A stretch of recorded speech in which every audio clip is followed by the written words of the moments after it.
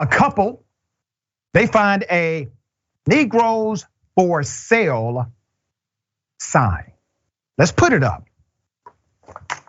Imagine you're walking in your community during your morning walk and you see great sale of Negroes. November 11, 1855, a black Houston couple was interrupted by this sign, this flyer nailed to a tree, okay? Unearthed listed $1 and 2 wenches with given names, ages, and described as excellent cooks or servants in the historically black community of Sunnyside, located in southern Houston, Texas. Lante and Nakiba Phillips, who routinely walk laps around the park, were stopped in their tracks last Thursday by this slave for sale flyer nailed to the tree. The Phillips found the flyer deeply disturbing. Quote, I was floored, actually. I did see that it was dated 1855. So it seems someone definitely did their history. Nakiba said to Click to Houston. Oh my God, will the tree be on fire tomorrow? Like what's next? The couple reported the flyer to the park worker who removed it from the tree. However, the perpetrator is still out there, maybe even hanging more flyers. Here's a brief history of the Sunnyside community. Thousands of enslaved black people resided in that region before the Civil War.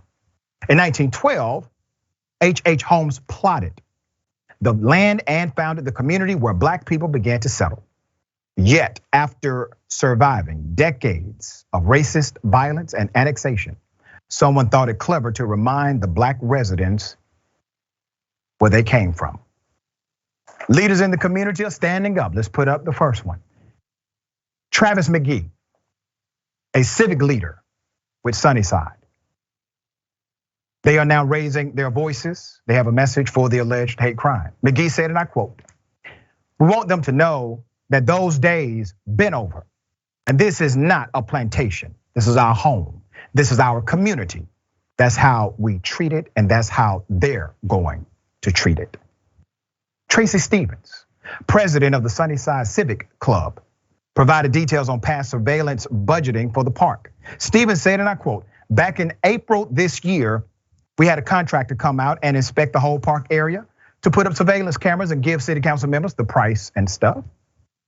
In a Click Houston interview, council member Dr. Carolyn Evans Shabazz said it's appalling what happened, but there are 382 parks in the city, and installing cameras is not easy as it sounds, stating it's not in the budget to maintain and monitor them. The police are still actively looking for who did this. Okay, so let me submit this to the council. You say you cannot afford it. I say you cannot afford not to do it. You know why? Because the vulnerability of your lack of security protocol has now been exploited, and it is known. Everyone who would like to do things like this and damage your community, create heartache, pain, disruption, they can do it. And they'll say, you know what? There are no cameras there. Nobody's going to hold us accountable. All we have to do is make sure no one sees us during that time. This is a security protocol. It's in the budget. You could do it. What you lack, Councilwoman, is the will, the political volition to simply get it done. What will it take? Will it take something happening that no one can just revoke or take down from a tree?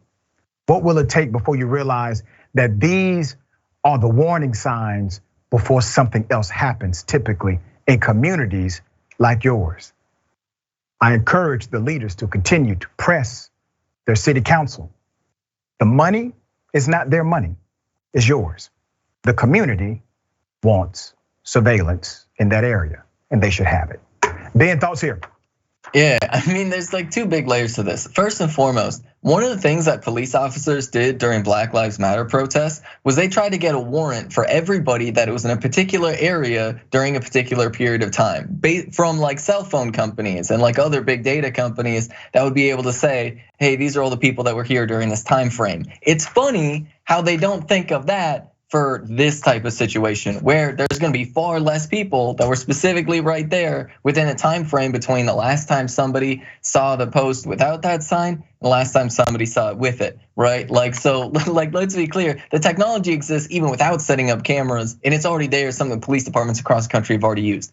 On top of that though, like this is a big part of these white supremacists today who are actively trying to create an environment of terror. And the reason why they do this is because they know that they're unpopular. They know that everybody hates them. And so they use terror and fear in order to try and suppress like political opposition. They quite literally want people to be afraid to speak out against them. And the unfortunate reality is that the Democrats have spent too much time letting this happen. I mean, literally the reason why Roe v. Wade got overturned was because right wingers literally organized decades and decades of terror campaigns against Planned Parenthood, against any type of like, doctor that spoke out about abortion rights, about any organization that spoke about abortion rights, right? And so unfortunately, right wingers in the United States today feel far more emboldened to do this, to the point where even Tucker Carlson, and they're thrown back to 1855, right, with that flyer. But if you listen to the words of Tucker Carlson and you look on like social media, you will see a growing number of right wingers today